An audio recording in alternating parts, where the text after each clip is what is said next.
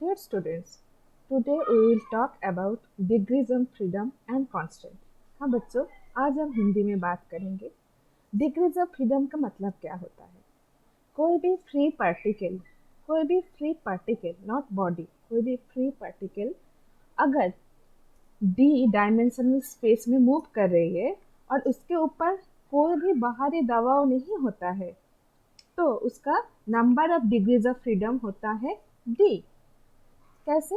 जैसे अगर हम लोग टू डायमेंशनल कोऑर्डिनेट सिस्टम में है, two dimensional Cartesian coordinate system है, इसके मतलब वह हमारा एक्स एक्सिस है, वाई एक्सिस है।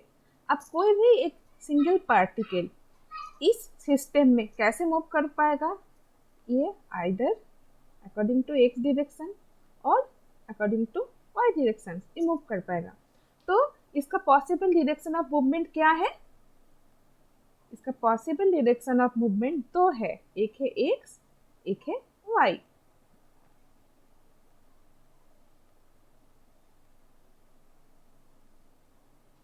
सिमिलरली अगर हम थ्री डायमेंशनल कार्टेशियन कोऑर्डिनेट्स में रहते हैं तो उसमें हमारा तीन एक्सिस होता है। हमारा एक्स एक्सिस होता है, हमारा वाई एक्सिस होता है, हमारा जेड एक्सिस होता है। तो ये है क्या? Three dimensional Cartesian coordinate system. तो इस कोऑर्डिनेट सिस्टम में अगर कोई एक पार्टिकल मूव कर रहा है तो उसका डिग्रीज ऑफ फ्रीडम होता है तीन। बट अगर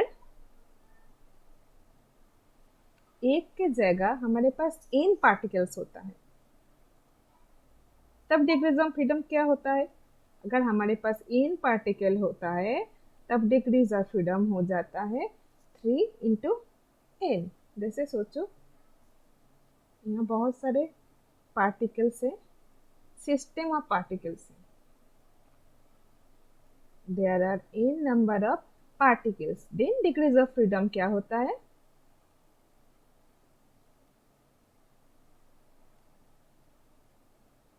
then degrees of freedom will be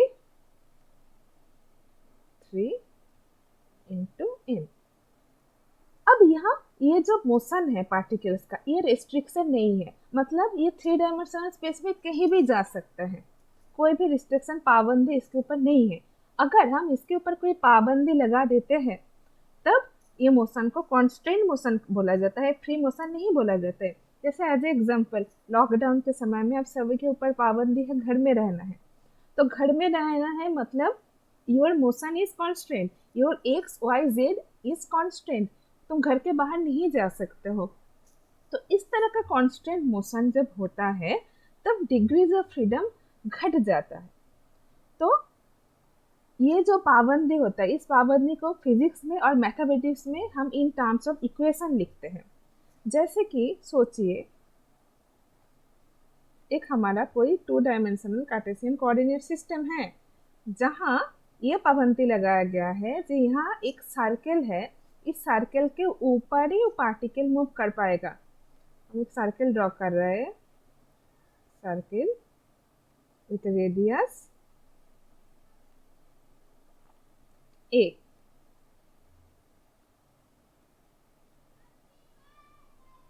ये हमारा x है, ये हमारा y है।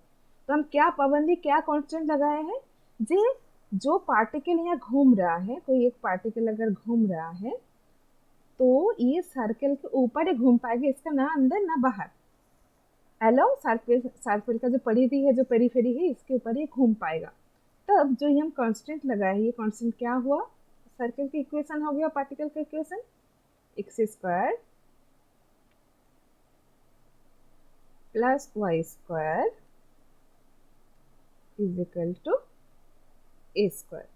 जैसे कि हम बोले हैं टू डायमेंशनल में डिग्रीज ऑफ फ्रीडम दो होता है, यहाँ हम लोग एक कांस्टेंट लगा दिए हैं। So now degrees of freedom will be decrease.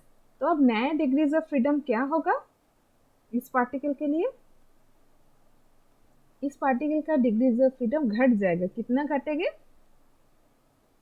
Degrees of freedom minus number of constant. So एक ही इक्वेशन, एक ही कांस्टेंट इक्वेशन है हमारे पास, एक ही इक्वेशन है।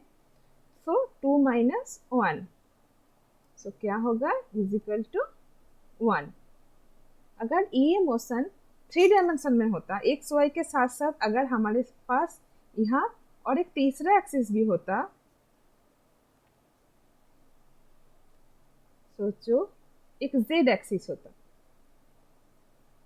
तब जो जो कांस्टेंट इक्वेशन वो क्या बन जाता, तब हमारा जो कांस्टेंट इक्वेशन ये बन जाता एक्स स्क्वायर, तब वो पार्टिकल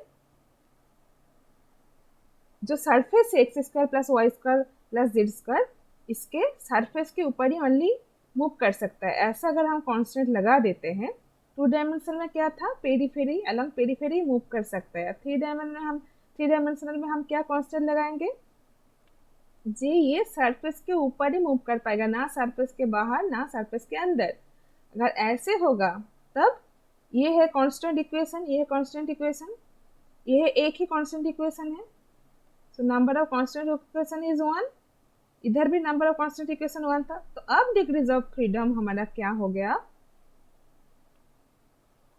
कोई भी पार्टिकल का, फ्री पार्टिकल का 3 डायमेंशनल कोऑर्डिनेट सिस्टम में डिग्रीज ऑफ फ्रीडम क्या होता है, 3 होता है। यहाँ अगर हम एक कांस्टेंट लगा देते तो इसका एक घट गया, तो नंबर ऑफ कांस्टेंट हमारा हो गया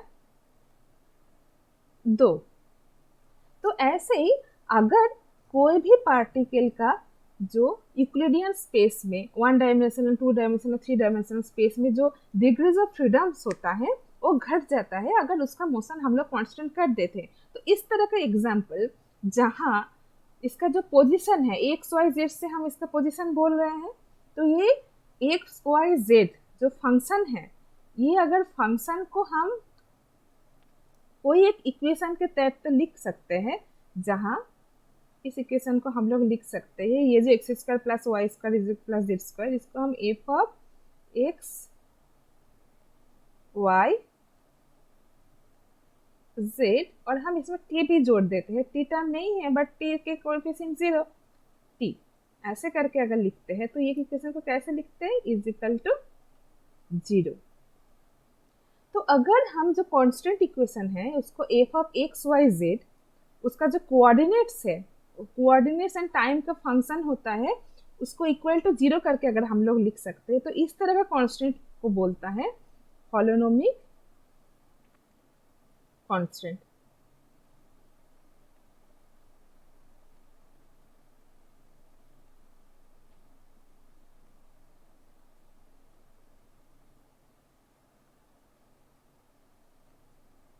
सो ये कांस्टेंट इक्वेशन जो है हॉलोनोमिक इक्वेशन है।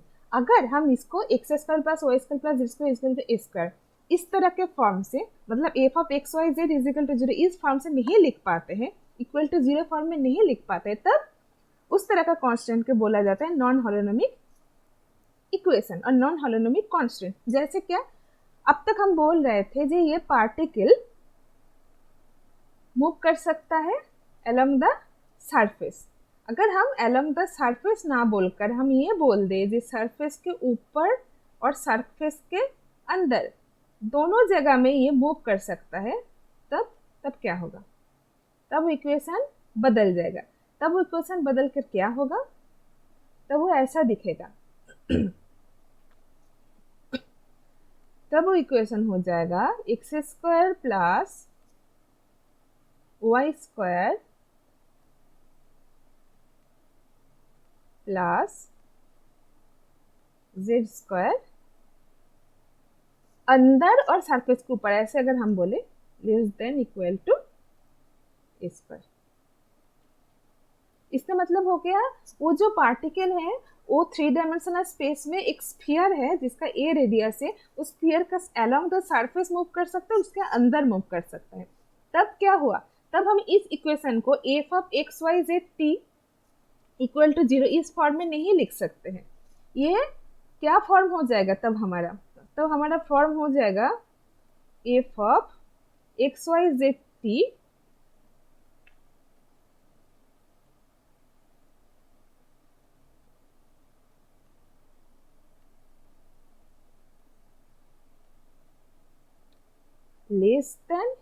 Equal to 0। सो जब इस तरह के फॉर्म में हो जाए f of x y z t equal to 0, इस फॉर्म में नहीं होता है, तब इस तरह का जो कांस्टेंट इक्वेशन है इसको हम क्या बोलते हैं? इसको हम बोलते हैं non holonomic constant.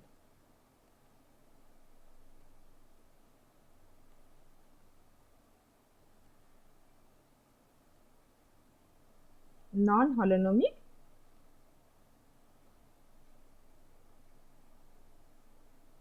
Constant. So हम लोग यही देखे हैं जो डिग्रीज ऑफ फ्रीडम जो फ्री पार्टिकल का होता है, अगर उसका मोशन को हम कांस्टेंट कर देते हैं, उसको मोशन को हम रेस्ट्रिक्टेड कर देते हैं, तब उसका डिग्रीज ऑफ फ्रीडम घट जाता है। कैसे घटता है? अगर वो डी डायमेंशन में है तो number of degrees of freedom होता है 3n। अगर हम कांस्टेंट उसमें लगा देते हैं, कितना कांस्टेंट हम लगाए? सोचो हम लोग k कांस्टेंट लगाते हैं। सो अगर हमारा कांस्टेंट, अगर हम लोग k नंबर ऑफ कांस्टेंट लगा देते हैं, अगर n पार्टिकल मूव कर रहा है तो उसका टोटल डिग्रीज ऑफ फ्रीडम क्या है? 3 इंटू n। अगर उसके ऊपर हम k नॉट कांस्टेंट लगा देते हैं तो अब नया जो डिग्रीज ऑफ फ्रीडम हो जाता है वो घट जाता है।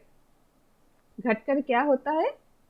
3 इंटू n माइनस k, यही होता है हमारा जो डिग्रीज ऑफ फ्रीडम 3 डायमेंशनल में आफ्टर कांस्टेंट इम्पोजिशन जो होता है, ये 3n माइनस k होता है। सो हम लोग एग्जाम्पल डिस्कस किए हैं जो कैसे कांस्टेंट को हम लगाते हैं, कैसे हम डिग्रीज ऑफ फ्रीडम कैलकुलेट करते हैं। हम आशा रखते हैं कि ये समझ में आया है। ये वीडियो देखने के लिए धन्यवाद।